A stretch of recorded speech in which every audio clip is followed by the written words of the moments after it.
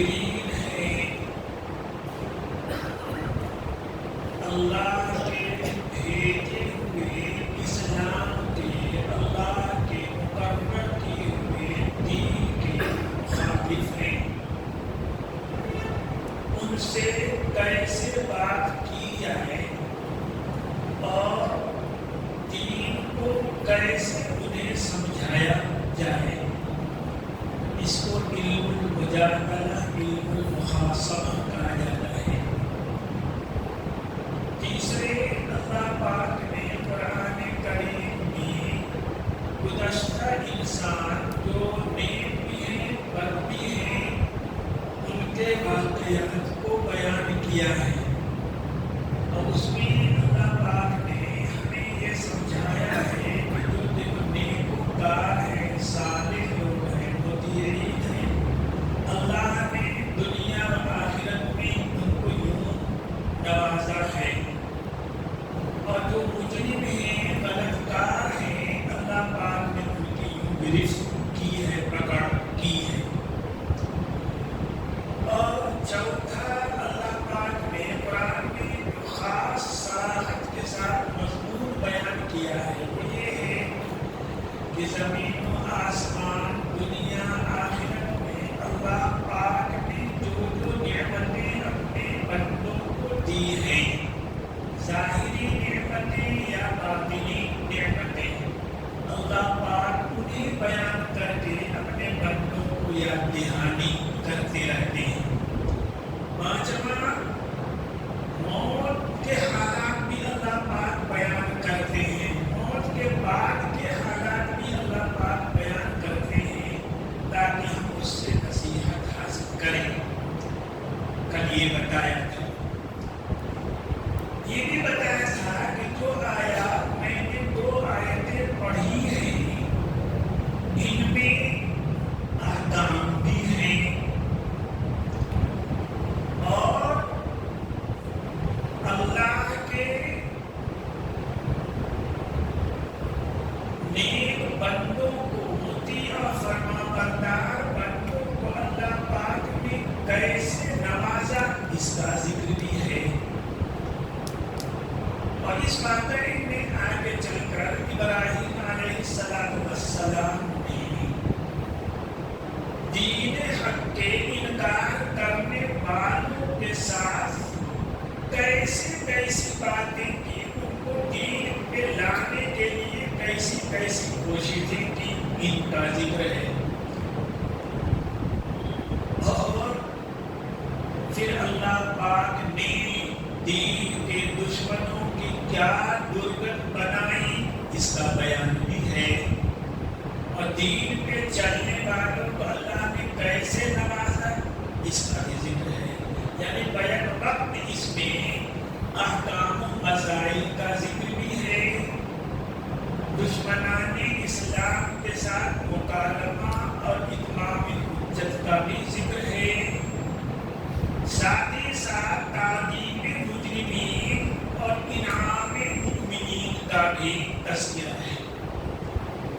بھائیو، کل ترجمہ جب کیا تھا تو میں نے ترجمہ یہ ہے کہ یاد کرو اس زمانے اس وقت کو جب آزمایا پرکھا ابراہیم کو ابراہیم کے رب نے اس میں بکلمات چند باتوں میں۔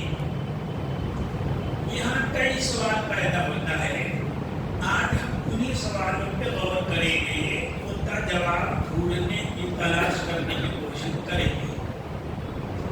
پہلا سوال یہ ہے کہ وہ کون سی باتیں ہیں جن کے ذریعے اللہ پاک نے ابراہیم علیہ السلام کی آزمائش کی تھی۔ پہلا پرشن، کون سی باتیں ہیں، کون سے کام ہیں جن کو اللہ پاک نے ابراہیم علیہ السلام کو کرنے کے لیے کہا اور اس کے ذریعے ان کو آزمایا۔ پہلا سوال یہ ہے۔ دوسرا سوال یہ ہے کہ ابراہیم علیہ السلام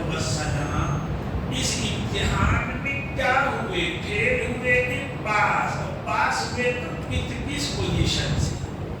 اور تیسرا سوال یہ ہے کہ اللہ پاک نے ابراہیم کے امتحان میں کامیابی پہ انہیں انعام دیا کہ نہیں دیا، اور دیا تو کیا دیا؟ یہ سوال، اس کو ہم آج اس پہ بات کریں گے۔ پہلی بات کہ اللہ پاک نے کن کلمات میں، کن باتوں میں ابراہیم علیہ السلام کو آزمایا تھا۔ مفسرین بہت سی باتیں کرتے ہیں، ان کا نچوڑ میں آپ کے سامنے بیان کرتا ہوں۔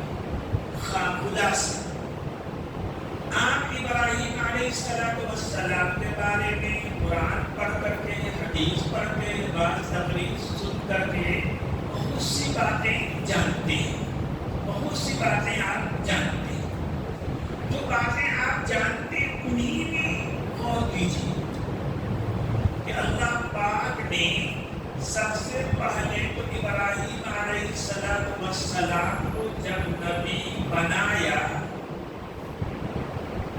تو ابراہیم علیہ السلام تنہا ایمان والے ہیں، ان کا پورا گھرانہ کافر، پورا خاندان کافر، پوری بستی کافر، یہاں تک کہ جو ملک کا بادشاہ ہے نمرود، وہ اتنا بڑا کافر کہ خود ہی اپنے کو رب کہتا تھا، خود ہی اپنے کو اللہ کہتا تھا، خود ہی اپنے کو معبود کہتا تھا۔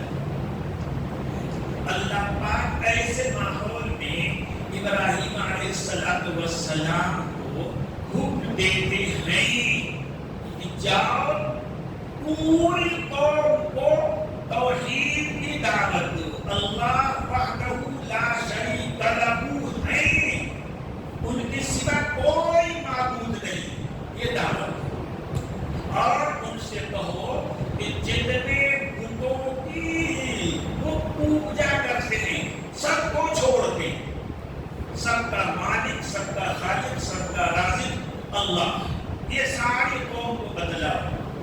اسے کہا جاتا ہے ابراہیم علیہ السلام، جن کا باپ خود بت ساز ہے، بت بنانے والا ہے، مورتیاں بنا بنا کر بیچنے والا ہے، کٹھن کام ہے۔ آپ جس خاندان میں ہم رہتے ہیں، گھرانے میں، وہ مسلمان ہیں، پھر بھی اگر وہ دین کے خلاف کوئی بات کر رہے ہیں تو ہم ان کو ٹوکنے میں ہزار بار سوچنا پڑتا ہے کہ کہیں ہمارے دشمن نہ ہو جائے، کہیں ہمارے مخالف نہ ہو جائے۔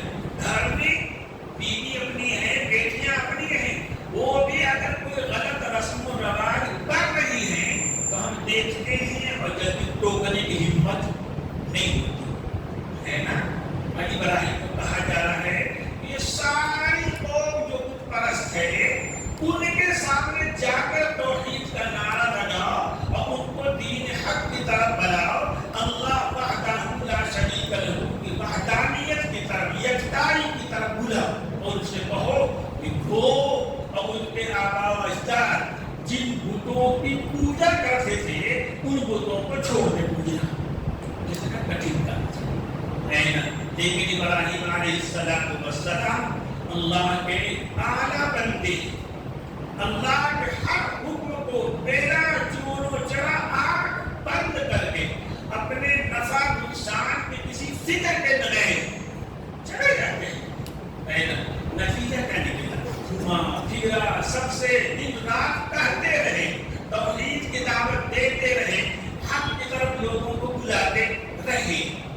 آپ نے کہا لئن لم تنتہی ابراہیم لأرجمنک، باپ نے کہا کہ اے ابراہیم اگر اپنی ان باتوں سے تم نہیں رکو گے تو ماں پتھر سے مار مار کر ختم کر دوں گا، لأرجمنک، پتھر سے مار مار کر تجھے ختم کر دوں گا، سنگسار کر دوں گا۔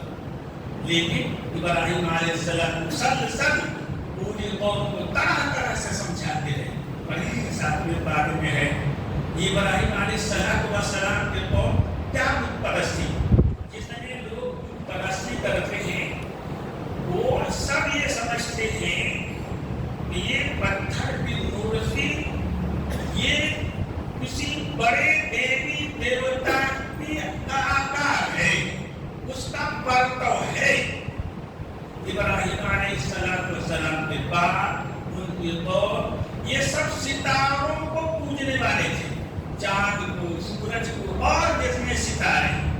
اب ان ستاروں تک، چاند سورج تک ان کی پہنچ نہیں ہو سکتی، وہ آسمان پہ ہے یا زمین پہ ہے، وہاں تک پہنچ نہیں ہو سکتی تھی۔ تو وہ ان کی مورتیاں، سورج کی ایک مورتی، چاند کی ایک مورتی، ایک فلانے ستارے کی مورتی، ایک فلانے ستارے کی مورتی، اس طرح سینکڑوں مورتیاں سینکڑوں ستاروں کے نام پر انہوں نے بنا رکھی تھی۔ اس میں سورج سب سے بڑا ہے تو اس کی مورتی سب سے بڑی بنا رکھی تھی۔ ابراہیم علیہ السلام ان کو سمجھاتے ہیں، رات ہوئی، تارا نکلا، پوری قوم کو سمجھایا کہ اچھا تم سمجھتے ہو یہ تارا جو ہے، یہ زہرا، یہ تارا ہمارا تمہارا رب ہے، رب ہوگا تو کبھی ختم نہیں ہوگا۔ لیکن وہ دیکھتے دیکھتے چاند تارا ڈوب گیا تو کہتے ہیں ابراہیم کے بھائی تو ڈوب گیا، جو ڈوب گیا وہ ہمارا کہاں خدا ہوگا، وہ کیسے ہو جائے گا، جو ختم ہو جائے گا۔ انی لا احب الآفلین، میں ڈوبنے والے کو خدا بنانا پسند نہیں کرتا۔ اس کے تھوڑی دیر بعد چاند نکلا تو چاند کو دیکھ کر سمجھایا، اچھا یہ اجالا، اس میں بڑی روشنی ہے، چلو یہ ہمارا تمہارا رب ہے کیا، تم سمجھتے اسی کو ہمارا تمہارا رب ہے۔ تھوڑی دیر میں چاند بھی ہو چکا ڈوب گیا، ڈوب گیا تو ختم ہو گیا۔ جو خود ختم ہو جانا ہے، ہم تو پہلے بھی تھے اب بھی ہیں، ہمارا رب کیسے ہو جائے گا۔ یہ بات انہوں نے سورج کے بارے میں کہی۔ قوم کی طرف سے کوئی جب اصل چاند ستارے سورج یہ فنا ہونے والے ہیں، یہ معبود نہیں ہو سکتے، ان کی جو مورتیاں تم نے پتھر کی بنا رکھی ہیں، لکڑی کی بنا رکھی ہیں، یہ کیسے خدا ہو جائیں گی۔ سمجھایا انہوں نے، رات دن سمجھاتے رہے۔ ایک مرتبہ میلہ لگا، ساری قوم جا رہی تھی میلہ میں۔ ابراہیم علیہ السلام سے لوگوں نے کہا کہ ابراہیم آپ بھی چلو نا میلے میں۔ انہوں نے کہا نہیں جاؤ، میرے طبیعت ٹھیک نہیں ہے، میں یہ نہیں۔ وہ میلے میں گئے، ادھر ابراہیم نے کھیلا کیا، ان کے کلیسا میں گئے، بہت سے کرسیوں کو توڑ دیا، تانبا ڈال دیا سب سے بڑے بت کے گردن میں۔ اب میلہ دیکھ کر کے قوم آئی تو دیکھے کہ بہت سی مورتیاں ٹوٹی پڑی ہیں۔ ایک بڑا دیوتا ہے جو کھڑا ہے، اب اس کے گلے میں کلہاڑ پڑا ہوا ہے۔ کس نے کیا، کس نے کیا یہ سب، کس نے کیا؟ تو لوگوں نے کہا کرے ابراہیم نام کا لڑکا ہے، چھوکرا ہے، جوان ہے، وہی ان کی برائیاں بیان کرتا ہے، وہی کیا ہوگا۔ بلایا گیا ابراہیم، پوچھا گیا ابراہیم سے، پوچھا گیا یہ سب کیا ہو رہا ہے۔ اللہ پاک ابراہیم علیہ السلام کو پرکھ رہے ہیں، آزما رہے ہیں۔ اتنے کٹھن وقت میں یہ جمتے، بلایا گیا، کسی نے کر دیا ہوگا، یہ نہیں کہا کہ میں نے کیا، نہیں کیا، یہ بھی نہیں کہا، جھوٹ نہیں بولتے نبی، پل پاگل، کسی نے کر دیا ہوگا۔ حالا نبی کو یہ ان کا بڑا اسے پوچھ لو، کبھی تو وہاں گا یہ بڑا ہے، کھڑا ہے، کلہاڑا بھی اسی کے گردن میں، اسی سے پوچھ لو، اسی سے پوچھ لو کس نے۔ ان لوگوں نے سوچتے گردن جھکا کر ابراہیم آپ تو جانتے ہی ہو یہ بول نہیں پائیں گے۔ ابراہیم نے کہا یہ کیسے خدا ہے بھائی، یہ کیسے خدا ہے جو بول بھی نہیں پاتے، کھا بھی نہیں پاتے، جو انہوں نے حج میں جس نے اس کا نام بھی بتا نہیں سکتے۔ اتعبدون ما لا ينفعكم ولا يضركم، تم ایسی مورتیوں کو پوجتے ہو جو تمہیں کوئی نفع بھی نہیں پہنچا سکتے، رات دن ان کے سر میں قدم رکھتے رہو، کوئی فائدہ نہیں پہنچا سکتے، اور ان کو کوئی نقصان پہنچا تو ان کو کوئی نقصان بھی پہنچا نہیں سکتے۔ قوم کے لوگوں کو سمجھ میں آیا یہ سارا کرتوت ابراہیم ہے۔ بادشاہ کے پاس مقدمہ گیا، نمرود کے پاس ہے نا، وہ کوئی جمہوری بادشاہ تھا نہیں کہ مقدمہ چلے پھر کاروائی ہو، نہیں، وہ تو نجی بادشاہ ہے اور وہ بھی ایسا کہ اپنے رب اعلیٰ کا اپنے بڑا رب کرتا ہے، بڑا خدا کرتا ہے. ابراہیم ارے میں رب ہوں، تم کسے رب کہتے ہو؟ پوچھا گیا. بڑا دربار ہے، سارے لوگ نالش لے کر آئے میری پوری قوم کے لوگ، انہوں نے ہی مقدمہ کیا ہے. ان سے پوچھا کہ رب تو میں ہوں، تو کسے رب کہتا ہے؟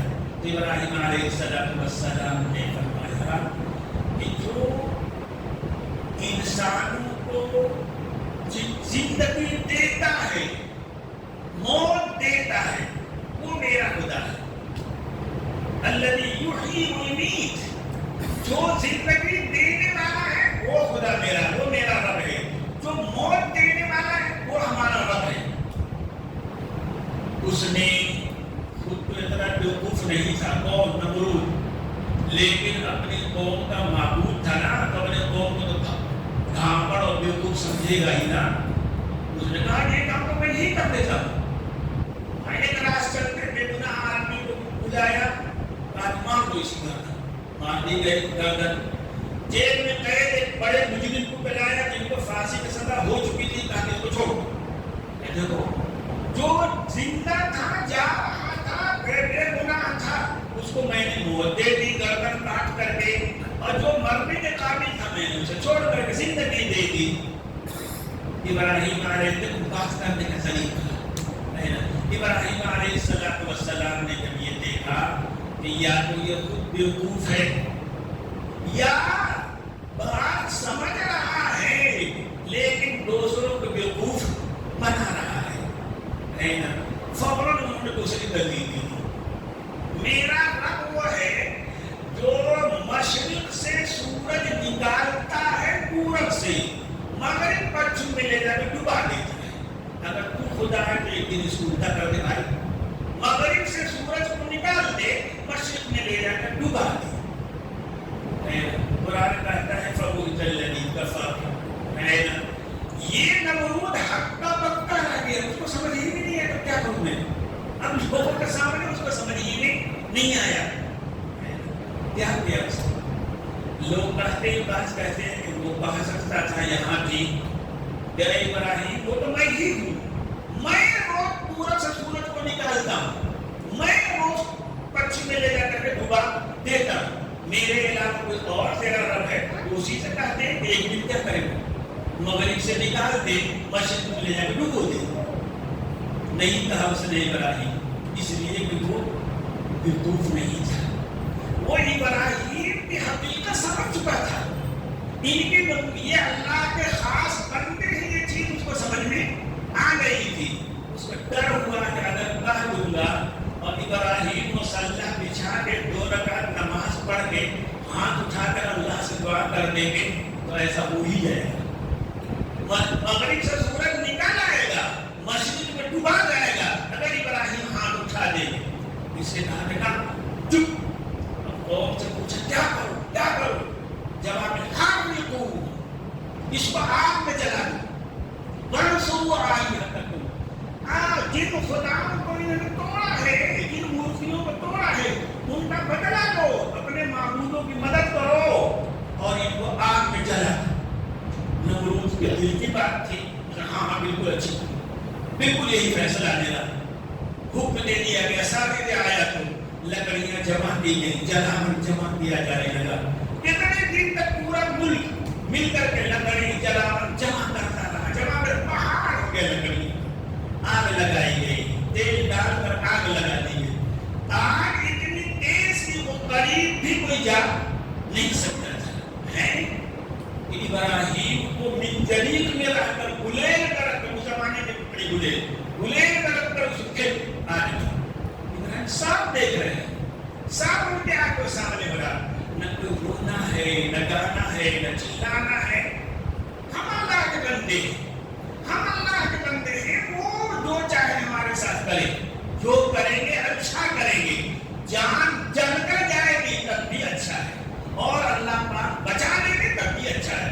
وہ جانتے ہیں بہتر کیا ہے. وہ ہمارے رب ہیں، ایک کام میں ہمیں انہوں نے لگا دیا ہے. اب یہ کیا دن اس راہ میں رہ کر کتنی مشکلیں آ رہی ہیں، وہ ہمارے مالک ہیں، سب کے مالک ہیں.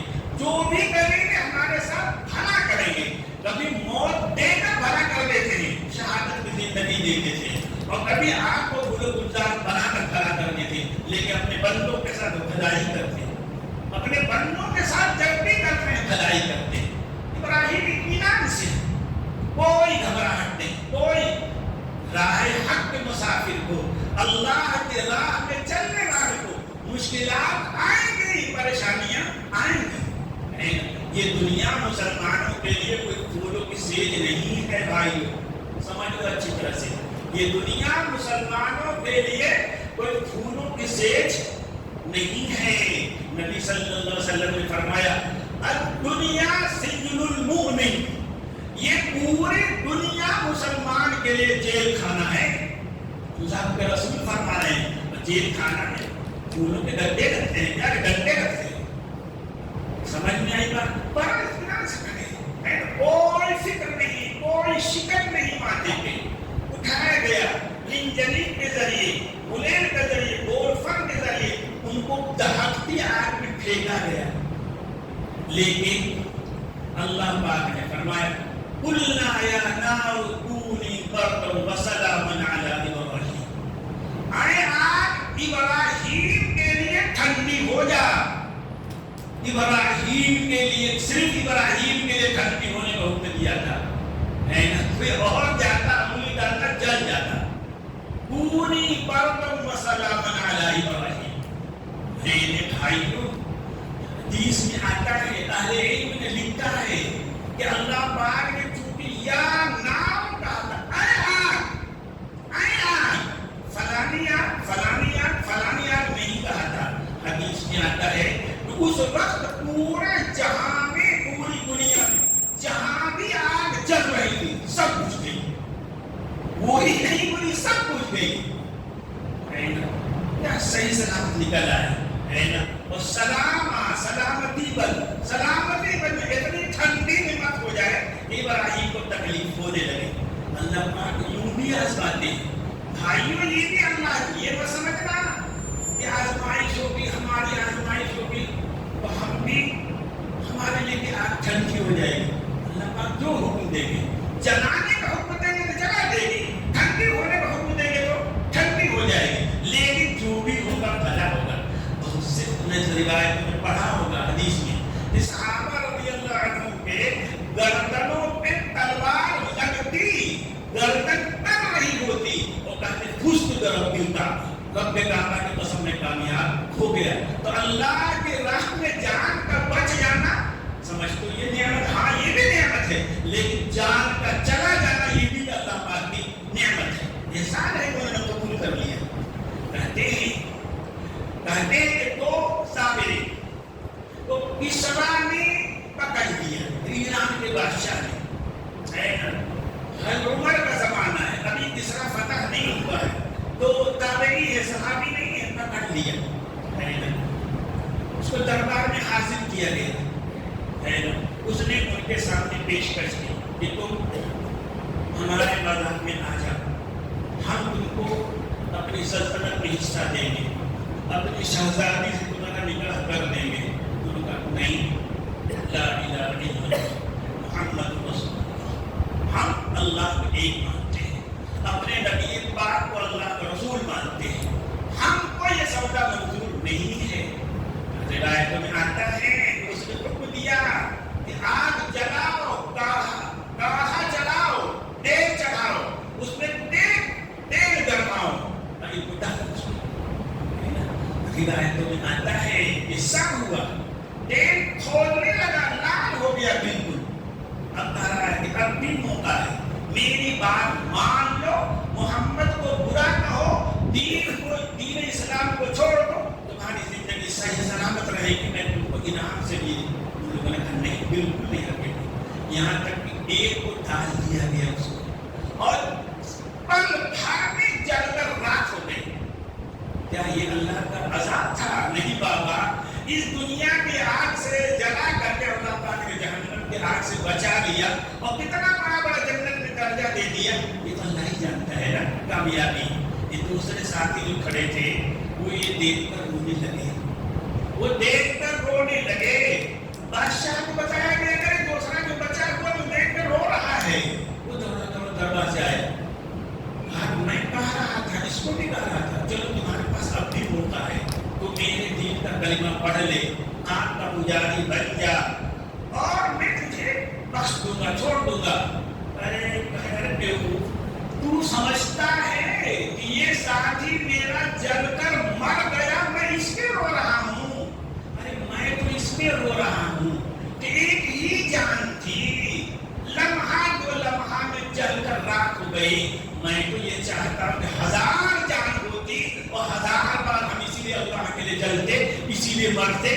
ہم تو میں یہ چاہ رہے ہیں، ہمارے نبی صلی اللہ علیہ وسلم نے فرمایا لَأَوَدُّ، میں یہ پسند کرتا ہوں کہ میں اللہ کے راہ میں شہید کیا جاؤں، پھر زندہ کیا جاؤں، پھر شہید کیا جاؤں، پھر زندہ کر پھر شہید کیا جاؤں۔ یہ بھائیو اللہ پاک دونوں طرح نوازتے ہیں، اپنے راہ میں قربانی دے کر بھی نماز دیتے ہیں اور اپنی راہ میں جان بچا کر بھی نماز دیتے ہیں۔ ابراہیم علیہ السلام کے لیے تو اللہ پاک نے آزمایا ابراہیم کو، قوم کی مخالفتوں سے آزمایا، سب سے بڑے طاقتور بادشاہ نمرود کے عتاب سے غصے سے آزمایا، جب آگ میں ڈال کر آزمایا، لیکن ابراہیم علیہ السلام جبے رہے۔ یہ اللہ پاک نے آزمایا۔ وَإِذِ ابْتَلَىٰ إِبْرَاهِيمَ رَبُّهُ بِكَلِمَاتٍ، وہ یاد کرو جب بھی ہم نے ابراہیم کو چند باتوں میں آزمایا تھا، پرکھا تھا۔ ان میں سے ایک بات یہ ہے جو ابھی میں نے ذکر کی، آگے انشاءاللہ کل ذکر کریں گے۔ اللہ ہماری مغفرت کرے، آپ کی مغفرت کرے، ہم سب کو رمضان اچھی طرح اللہ پاک گزارنے کی توفیق دے اور اپنے راہ میں آنے والی مشکلات پہ ہمیں جمنے کی توفیق دے دے۔ اللہم صلی علی سیدنا محمد وعلی آل سیدنا محمد وبارک وسلم۔ ربنا ظلمنا انفسنا وإن لم